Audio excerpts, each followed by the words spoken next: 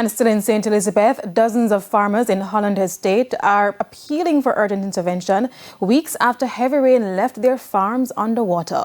The farmers told TVJ News that the situation was made worse by Hurricane Beryl, and now they're looking at millions of dollars in losses.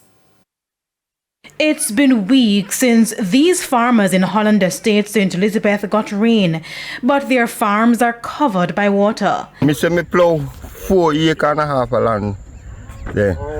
Plant $14,000 corn, 14,000 corn seed, and 14,000 seeds gone by water.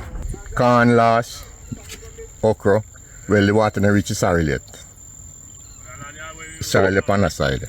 It all started after these pumps, which usually take the water from the farms, stopped working weeks ago.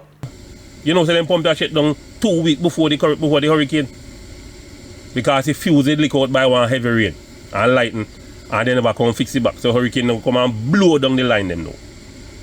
Blow down the line, so everything dead. So the water swell up and drown off the crop.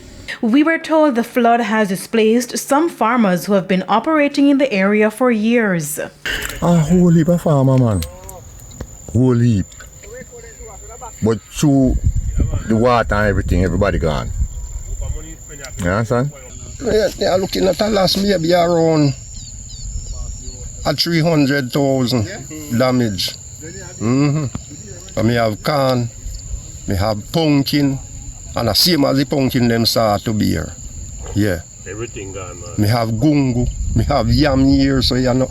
Even the sorrel, me they even put the sorrel in there. Me have a whole heap of sorrel. Now they're desperately appealing for the government to intervene. They fear with another severe weather event, they will lose everything. If we say we can get some help for the water now move to the people then crop up so have drawn off the cassava them up so now, you know. Everything done has so drawn off already. So we want some help to draw down the water. A generator could help to assist to draw the water, because that's what used to happen.